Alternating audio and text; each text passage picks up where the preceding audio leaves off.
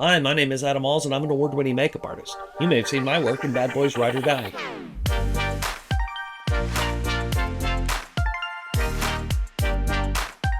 Are you curious about how to throw together small wound transfers, as well as some rubber glass to create a look?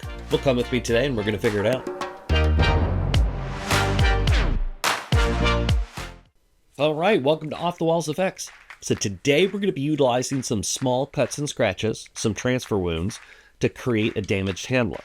Now we're doing this for two reasons today. Number one, I get to show off the small cuts box, which I love. Hey guys, sorry for the interruption. I don't mention it in the video, and I should have, and I forgot, so I'm putting it here. If you want to pick up one of these boxes, I'm selling them now. So either the small cut box, the medium cut box, or the scar box, just let me know. Send me an email, adam@adamgwalls.com, and we'll get you going. All right, back to the video. And number two, it gives you a really good excuse to utilize a makeup that I've used a lot over the years. So if you're working on a large movie or television show that has a ton of makeup effects needs, usually there's an entire other department that takes care of it. And they're the ones who take care of the big injuries, any sort of creature makeups, old age, anything with heavy prosthetic. Those are usually the guys that take care of it. When I worked on NCIS New Orleans, that's the way that the show was structured.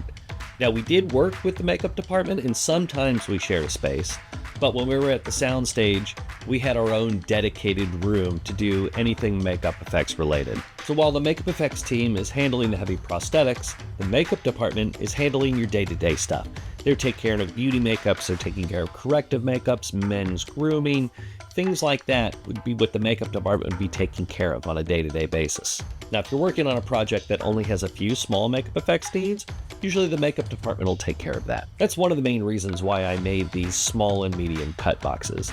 Now, a makeup effects team coming in, they'd have all this stuff, but a makeup department would not. So today, I'm going to show you examples of how I use these cuts and scratches on projects like Bad Boys Ride or Die or Marvel's Thunderbolts.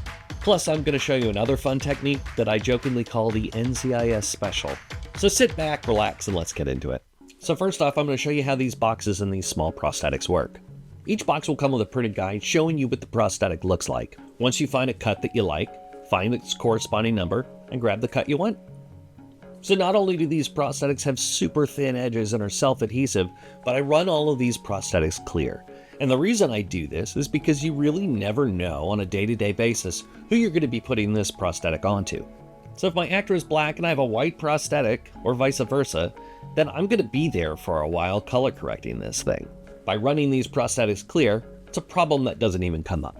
So after selecting the prosthetics that you want to use, we're going to grab a couple of things. We're going to grab some no color powder, some 99% alcohol. We're going to grab our Skin Illustrator palettes. We're going to grab a fan. We're going to grab some Q-tips, some Fleet Street. We're going to grab some Pro Seal or any sealer. And then lastly, we're going to grab some rubber glass. Now this stuff is really cool. I believe it's a urethane product, but it actually breaks apart pretty easily. So we're going to put that aside in a cup and we're going to go ahead and start cleaning our skin. So once the skin is cleaned, we're going to go ahead and just peel back the acetate backing that's on the prosthetic, and you're just going to stick them down wherever you want them. Now the nice thing about having that setup towel on these prosthetics is they will wrap around complex shapes like a finger or anything that's curved, or it can a zigzaggy sort of pattern. That's the great thing about these. Now, the traditional way of putting on a prosthetic like this is to use water slide paper, and that paper is rigid, so sometimes it's really tough around complex shapes. But the nice thing about this, because that setup towel does move easily, we can put those down and then we can dissolve them off with 99% alcohol. Now, 99% alcohol will affect the Prosade cream that these prosthetics are made out of. It becomes slightly slippery, and that's what removes that setup towel. Make sure to dry these things because the alcohol will kind of make it a little gummy from time to time. So make sure to dry it and powder it to take that tack away. Now you can see that I'm going in with my other prosthetics and I'm just kind of continuing to make those cuts and scratches on the hand.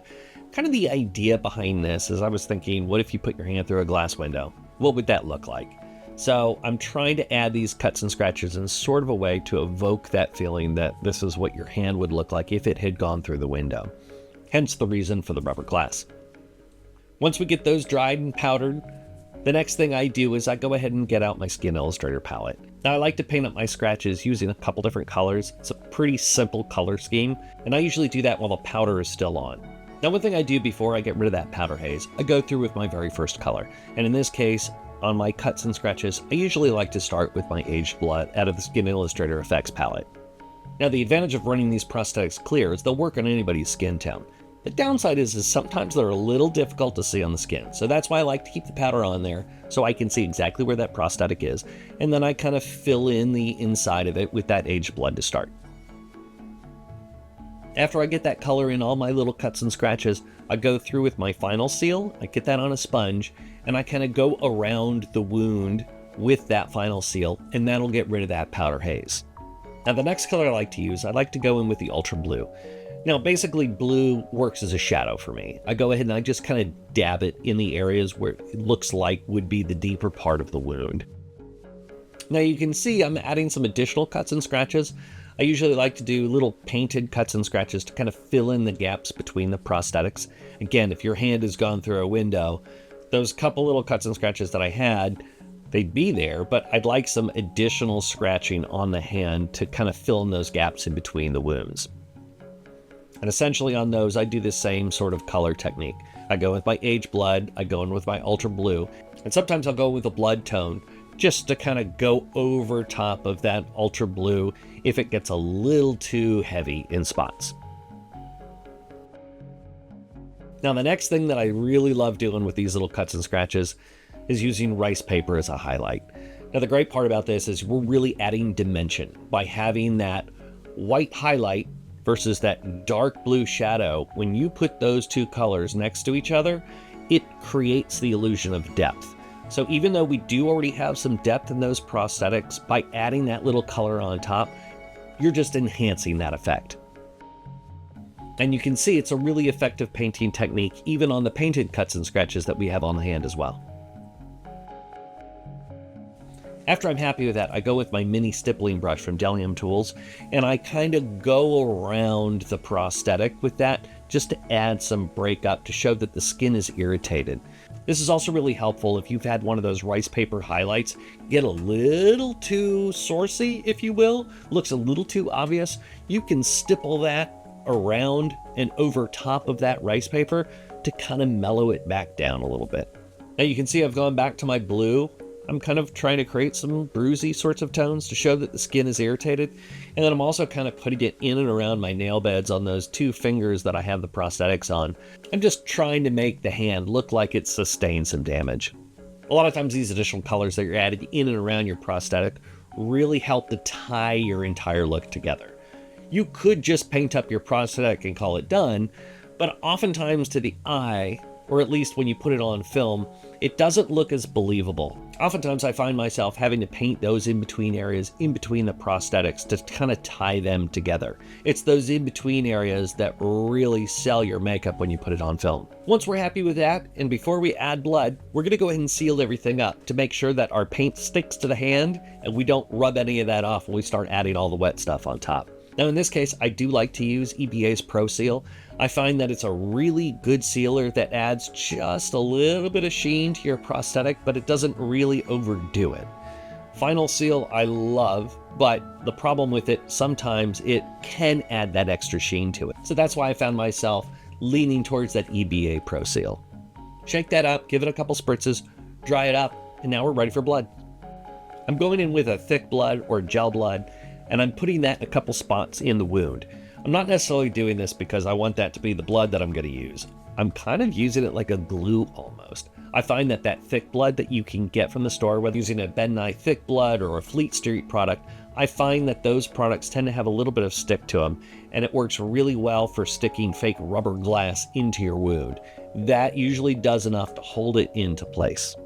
So I'm finding a couple spots that I want to add my rubber glass, putting that thick blood in there, and then adding my glass. Now the nice thing about this rubber glass is it breaks apart really easily. So if you want a smaller piece, I literally just take one of those little pieces, squish it, and it splinters into a bunch of different pieces. Just pick up the couple pieces that you like and stick them in your wound. Now if you're wanting this glass to stay in that wound all day long, I would suggest before adding your drippy blood, maybe give it another blast from a sealer, or if you're really concerned, if you've got an actor who's running through a scene, maybe it would behoove you to take a little bit of glue, put it in your wound, then stick it in that way, and then add your blood. Either way, there are multiple different ways that you can attach this stuff to the body. Just depends on what your actor's going through on the day.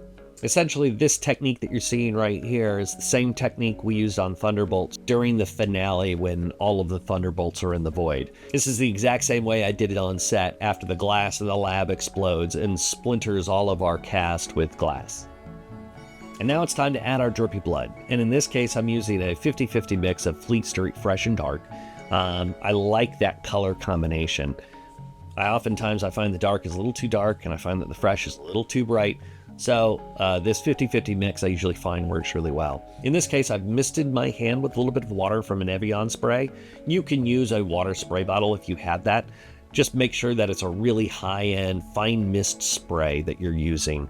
That way you don't get big water droplets on the skin. And the moment you start adding your blood after that water's been applied, the blood will find all those little bits of water that are on the hand and will thin it out and dilute it a little bit and allow it to run a little bit more naturally.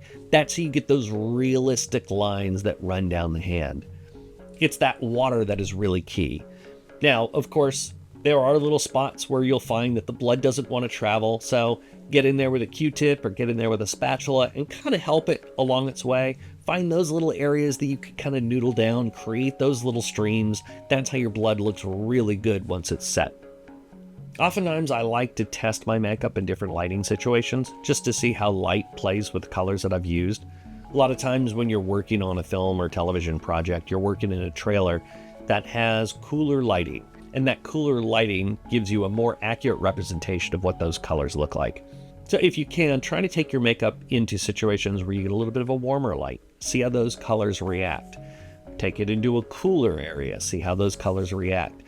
Put your makeup into a situation where the light is coming from a different area. If it's a really bright, harsh light, how is it going to affect your prosthetics? Does it give you the look that you want? Does the prosthetic still look real under that lighting situation? If the prosthetic doesn't look real, then the illusion is shattered, and it's kind of defeated the purpose of you putting it on to begin with. And that's why it's really important to put your makeup through those different lighting situations. You test it beforehand so you don't get caught with it later on set.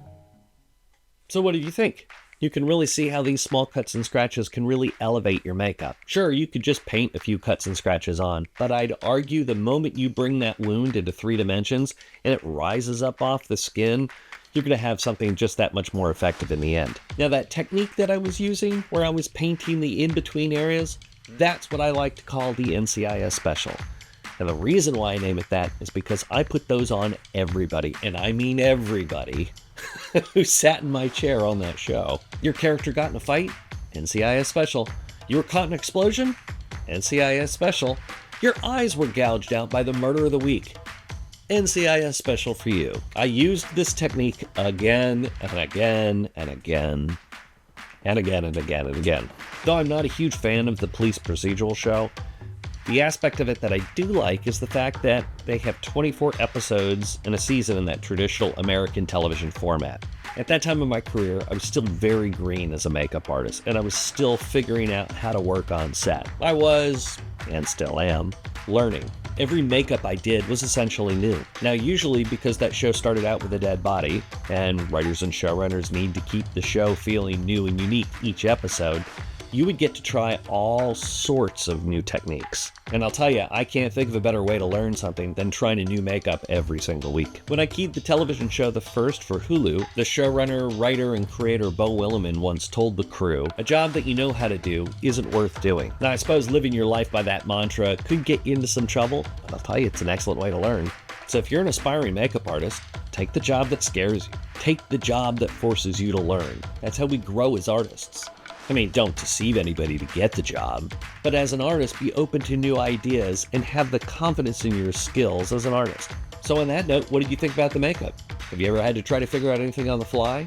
Have you ever had to attach anything to an actor to make it look like they were injured? Definitely let me know in the comments below. And of course, if you liked the video, go ahead and give it a like, subscribe to the channel if you haven't already.